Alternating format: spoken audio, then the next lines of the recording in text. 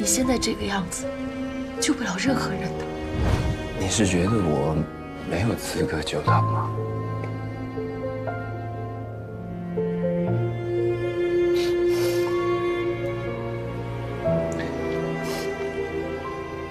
欠你的命，还给他。你没有欠我的命，我们对生命有自己的理解。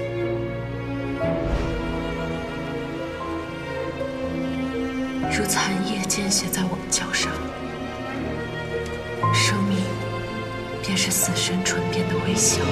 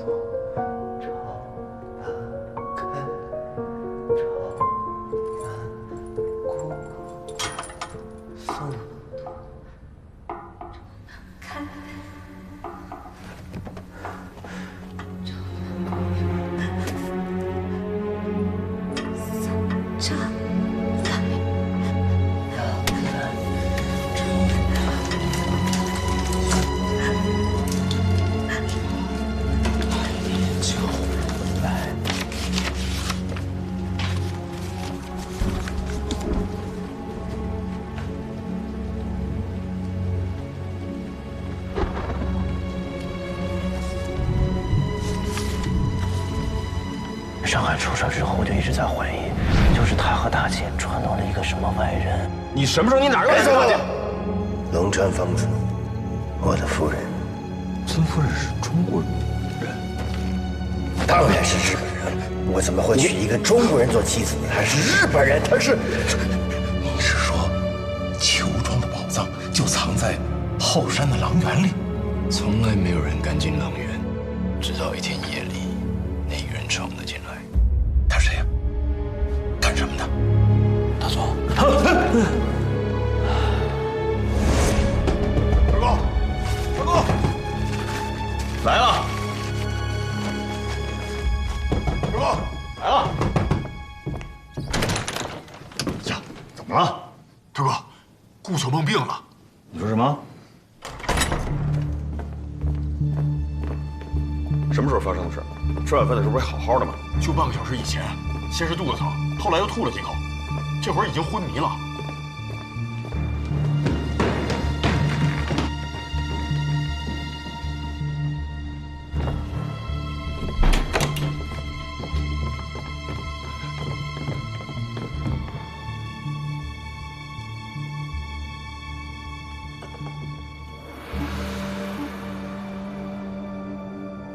中毒了，赶紧叫军医来。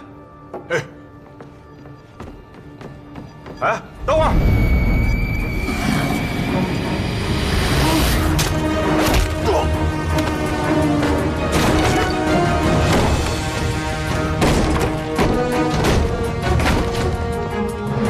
喂，你干什么？去看看。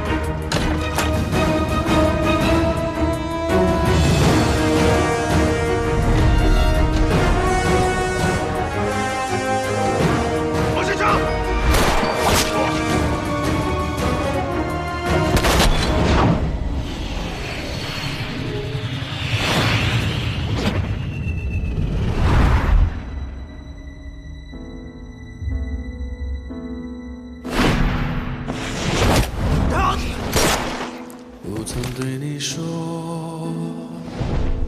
情话，为你种下一颗讲话上黄沙，让它散了吧。你看夕阳落下，天晚霞，转眼深秋。落叶随风飘散，仿佛不曾停留。我拥抱着所有的温柔，陪伴你等候。你怎么任性，我独自远走。我已将世界锁进了桑田，无忧无怨，万水千山，不能守在你的身边，也不愿走远，多想你微笑像从前。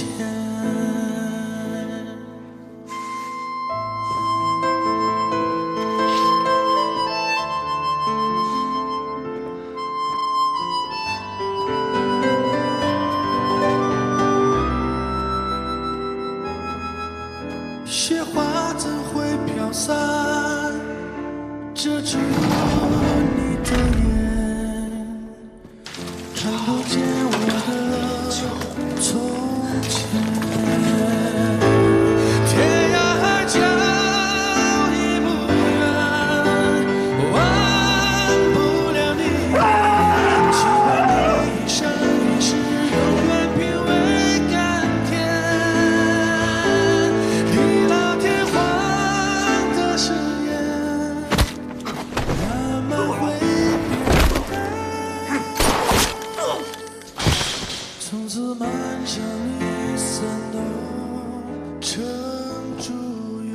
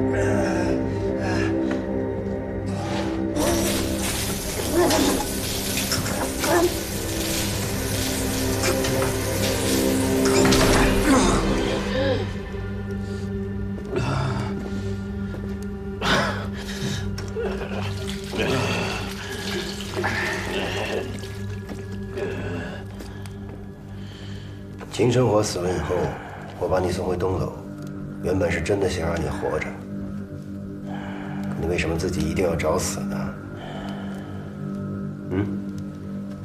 你可以一直保持沉默，让我来给你补充完你的供词。你或者你们，听王天香讲，我打算把何建筑送往慰安营，于是你们就拟定了一个行动计划。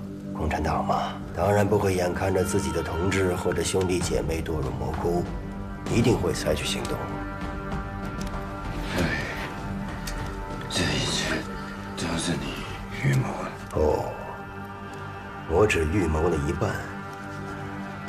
原本我以为你或者你们会不惜一切代价的去营救他。可没想到你们干脆杀了他，可惜了我一个忠诚的下属。不过也对，自己都逃不出去，又如何能救别人逃出升天呢？所以只有一死，死亡是最终极的营救。告诉我，谁是老鬼？好吧，那就没办法了。你们中国古代有一种刑罚叫情刑，在罪犯的脸上刻字，涂上墨炭，让他一辈子也抹杀不掉这种犯罪的标志。吴大队长，你知道我在这上面刻的是什么字吗？当然，烫上之后就知道了。告诉我，马上，你是老鬼还是受别人指使的？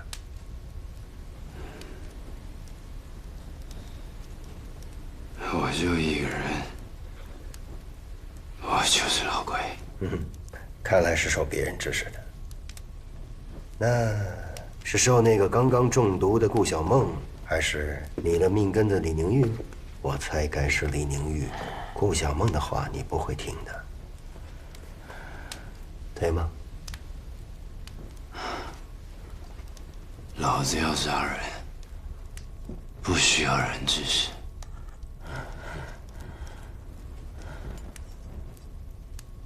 别忘了，宋景被安营的也可以不是二太太，而是李宁玉。哎，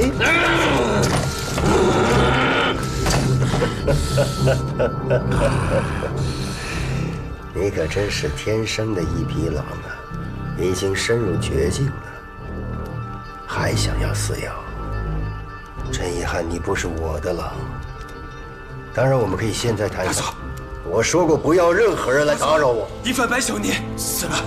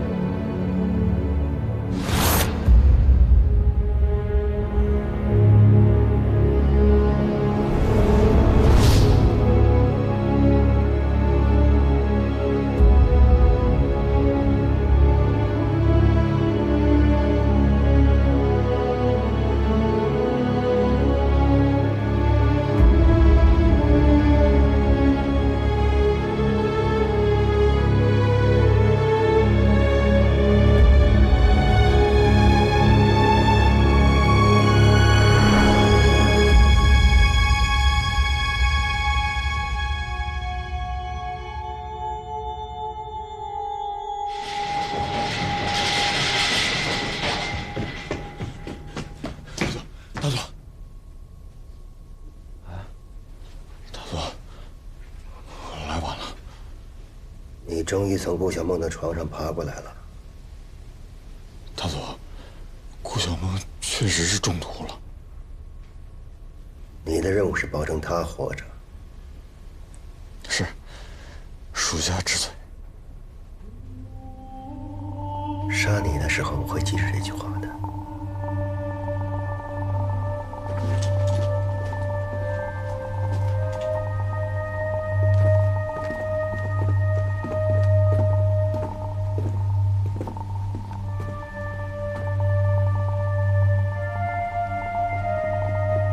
东行。是。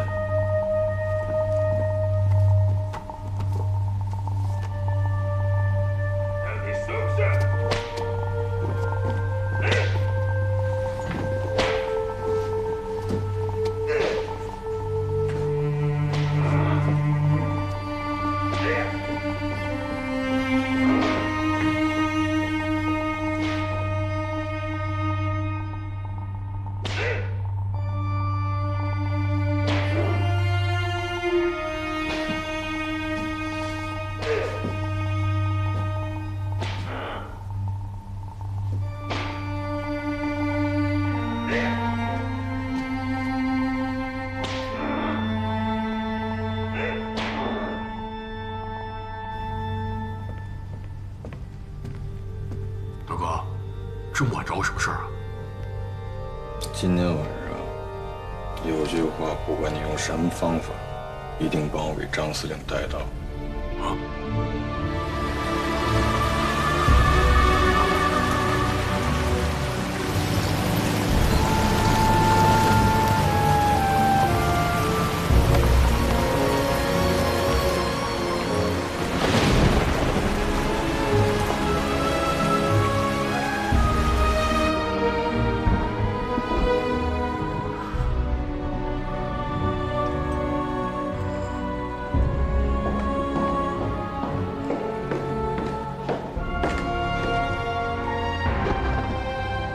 张司令，有何指教？不敢。在大佐面前，怎么敢言指教二字啊？不过大清早的说这些话有些晦气。我来是来领诗的。领什么诗？金生火的，白小年的。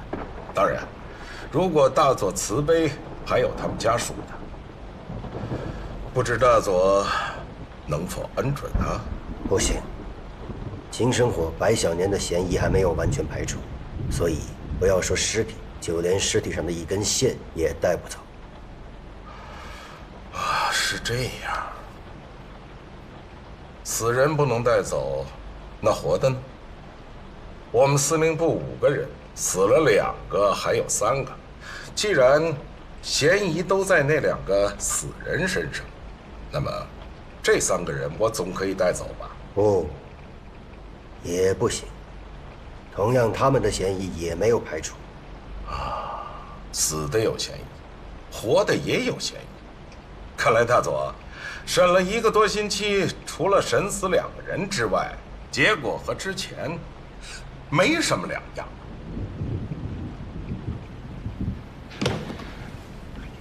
如果是我的属下，比如王天香办出这样的案子，我早就把他撤职查办了。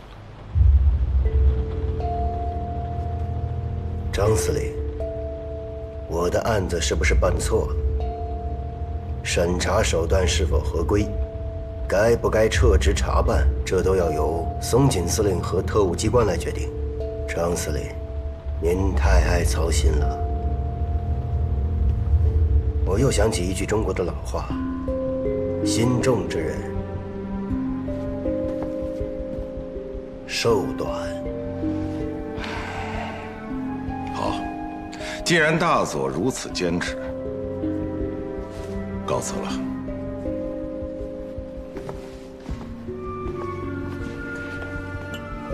说到我爱操心，那我就再为大佐多操一次心。杀了白小年没什么，他不过是我一个小小的秘书；杀了金生火也没什么。76号的李主任想必不会在松井司令面前多说些什么的。那么，另外这3个人，一个是为日本军部立下大功的破译天才，另一个是战功卓著的剿匪悍将，还剩下那一个，更是汪主席至交的千金。如果他们再出什么意外，而大佐还是查不出谁是老鬼的话，恐怕大佐真得为自己操操心了。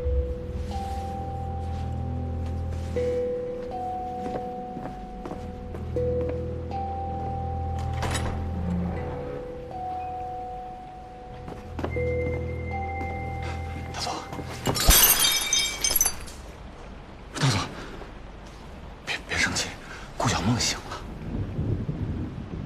醒了？他醒了有什么用啊？吴志国呢？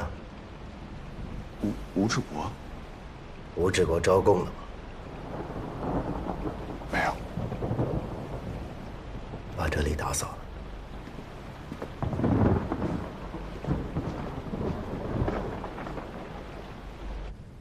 茶水是我一早倒好放在桌子上的。中间出去过吗？出去过，吃过晚饭。那门关了没有？我不记得了。那你吃完晚饭，吴志国和李宁玉是在你之前还是之后上的楼？不记得了。小梦，你不能什么都不记得呀。你知道你中的什么病毒吗？阿米巴菌，那就是霍乱。还好发现的早，要不然你命都没了。阿米巴菌，那是日本人研究的鼠疫细菌啊。那鬼子，他要杀了我。别瞎说。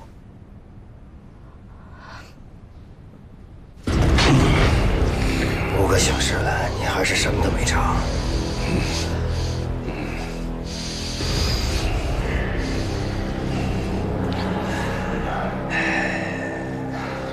吴大队长，我知道，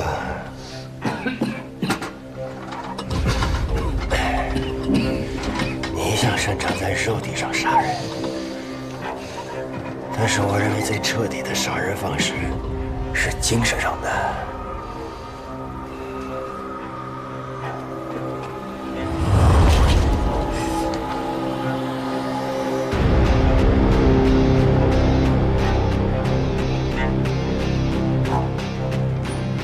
吴志国，李上校，此情此景不陌生吧？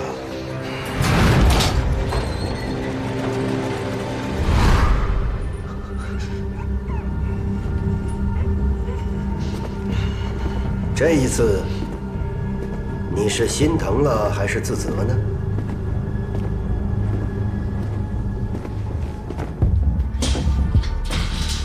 李上校，你曾经告诉过我，在你的大脑里只有理性，没有情感。那为什么？人还是那个人，伤还是一样的伤，这一次却动了感情呢？因为是你指使了他。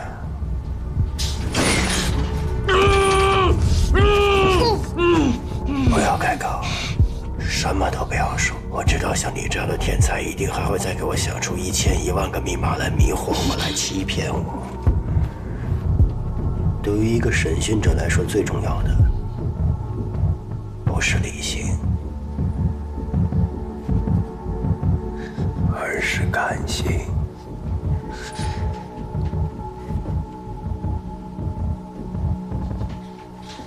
吴大队长，同为男人，我可以满足你一个愿望，让你跟李上校做一对同命鸳鸯。都行吧。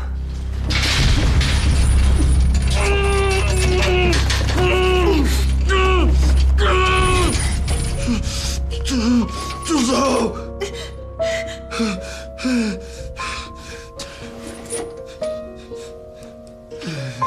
你愿意说了？那首诗，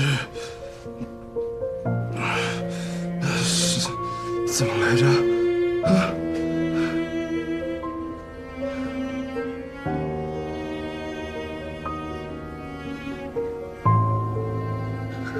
如此暗夜，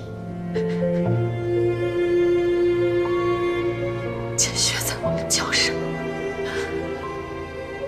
生命便是死时唇边的微笑。人活着，总要依靠一个信念，就像婴儿依靠母亲一样。我相信，那份信仰，足以拯救所有曾经误入歧途的生命。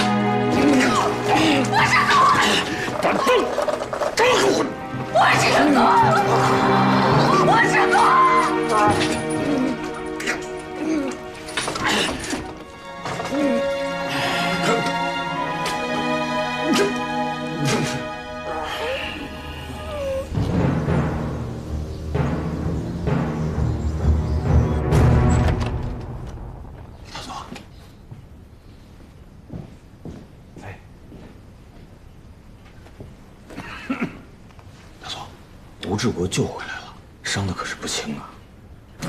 简直就是个畜生，对自己都那么狠。顾小梦怎么说？顾小梦什么都没说，也不是，是说什么都忘了。到底是什么都记不起来了，还是什么都没说？什么都忘了。阿米巴菌啊，要不是我发现的早，人就死了。什么都忘了，才是正常的，对吧？大总，我觉得就是李明玉串通吴志国干的。说下去。您看啊，金生火确定了不是老鬼，对吧？那在他离开裘庄之后，消息才传出去，只能是真正的老鬼干的呀。这5个人自打进了裘庄之后，只有那天晚上才有机会和外界接触。这5个人里边啊，吴志国没有家属，白小年的叔父根本就没有来，顾家那个赵女士又是您亲自接待，不可能把消息传出去。剩下的只有李宁玉了。还有啊，她那个丈夫潘汉卿早就脱离咱们掌握了，说不好他当时背叛他们的组织，就是因为已经投共了。你还漏掉了一个人，谁呀？白小年的亲属，他的干爹张司令。白小年已经死了，死了又怎么样？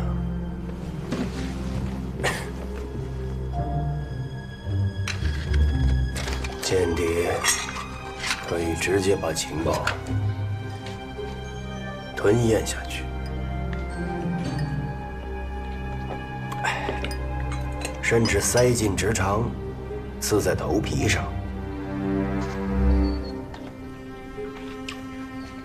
所以今天早上张司令大张旗鼓来向我讨要金生火和白小年的尸体，就太可疑了。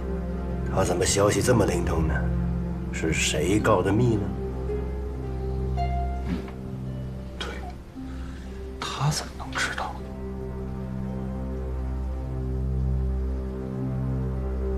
大总，您不会是怀疑我吧？我怎么可能呢？张司令他肯定不敢把您怎么样，可是要想弄死我，那可太简单了。我比谁都想把这件事瞒下来。不过有一句话你倒是说的对的，老鬼的确从这里传出了情报，可他用的是什么方法呢？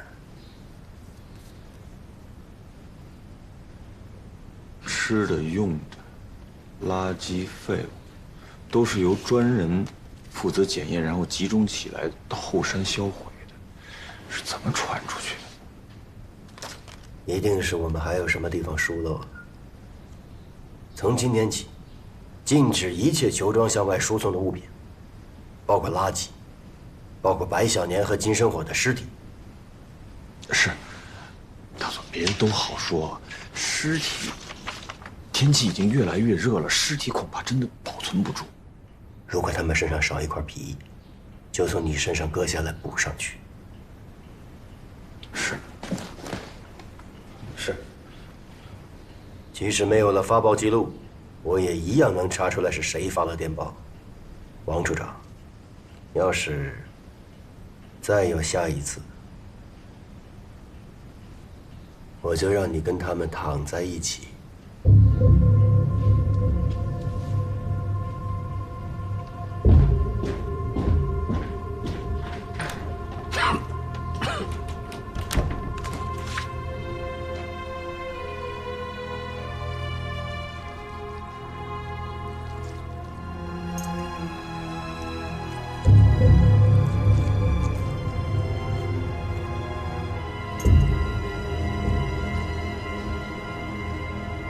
胃袋と小腸にありません。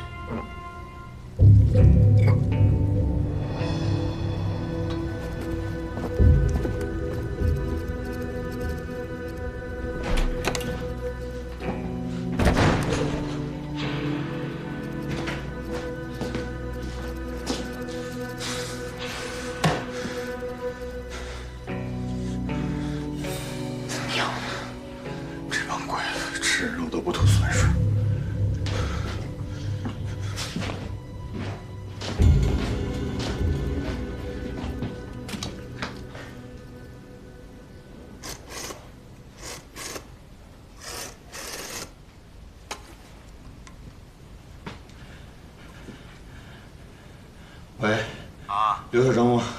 谁呀？我他妈是你爹，王处长，王处长，你去医院给我多弄点福尔马林，知道吗？快！要多少？我他妈知道要多少，总之多点，够跑5个人的啊！好。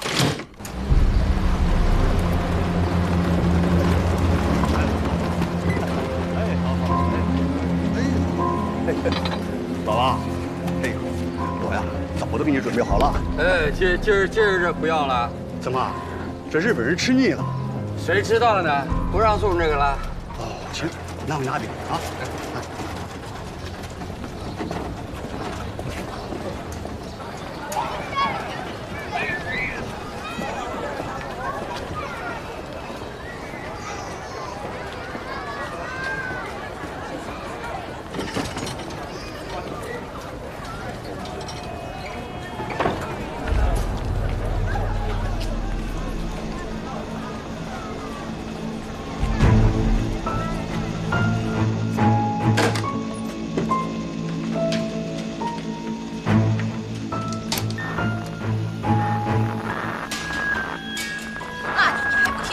知道现在猪肉多少银子？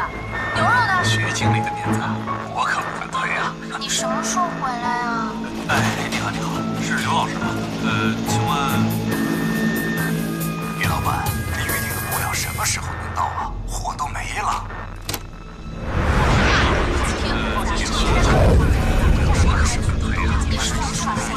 哎，远信医院吧。现在我需要足够浸泡5具尸体的福尔马林，送到球庄。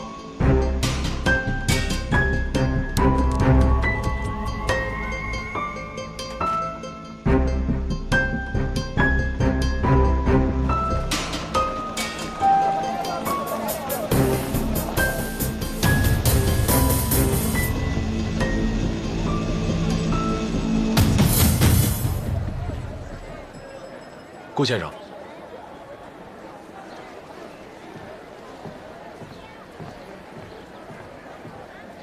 您请。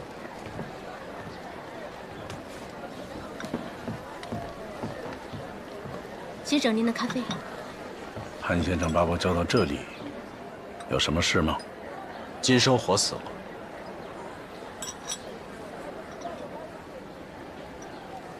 跟顾先生有关系。为什么这么说啊？就算顾传王的消息再灵通，也不可能及时收到球庄里的风声。可是我在说出这则消息时，你杯中的咖啡没有一丝波动。哼。三里香街西路口老张头的早点铺，每天2块霉豆腐。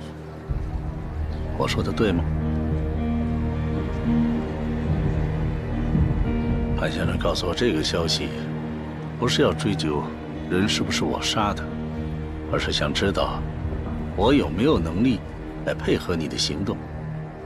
请问，我通过考察了吗？顾先生见谅，我今早监听到裘庄的电话，他们打给医院，希望医院输送足够浸泡5具尸体的福尔马林。也就是说，已经死了5个人了。不必紧张。3天之前，白小年的叔父进了裘庄，钱虎义的二太太也被警察抓走，罪名是杀夫，应该也进了裘庄。还有金生活的女儿金若娴，这已经是3个人了。那就算加上他们3个人，裘庄里的5个人至少还死了1个。顾先生，咱们换个地方说话吧。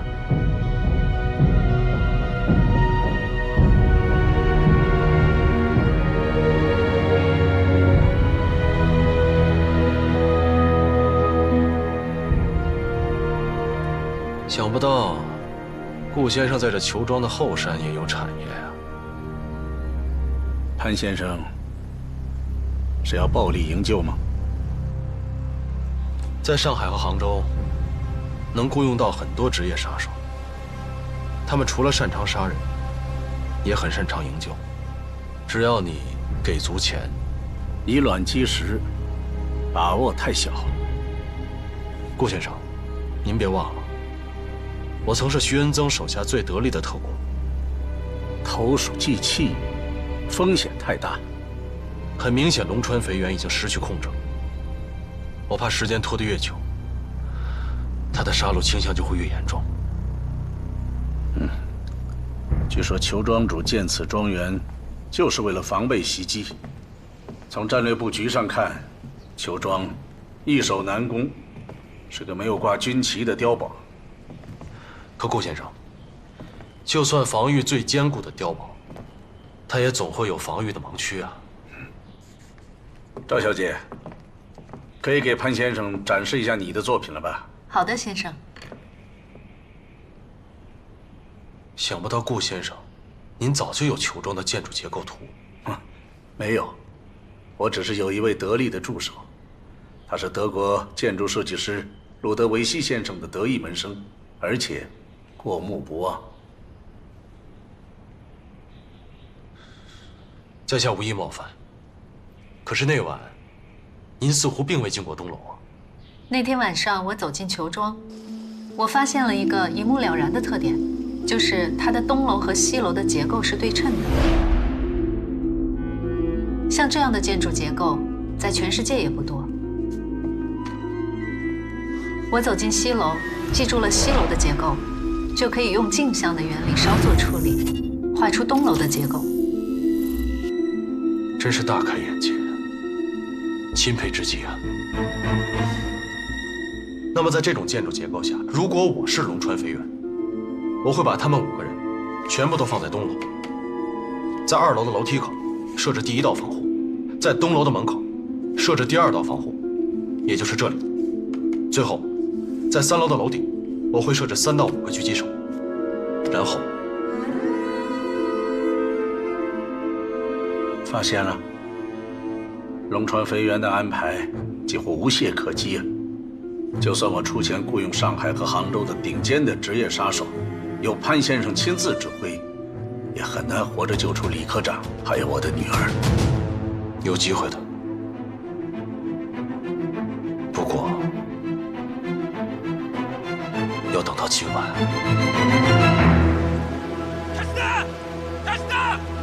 おい、お前ら、人より来い！看见了，早く！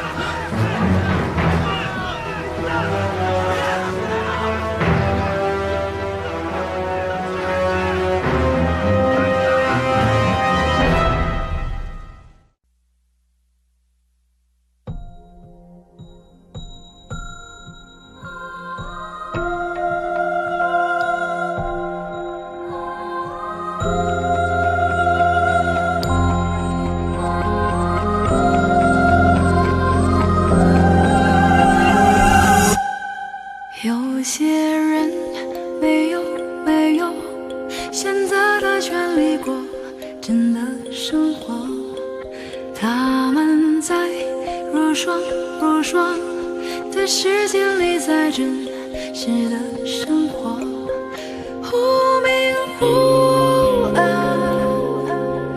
我的灵魂到其中去，是种温暖。有一些人没有选择的权利，不真的生活，他们在有霜有霜的时间里，在真实的生活，忽明忽暗，呼啸之过，到其中去，是种温暖。忽明忽暗，呼啸之过，照亮双手，一捧春风。风在吹，风在吹，风在吹。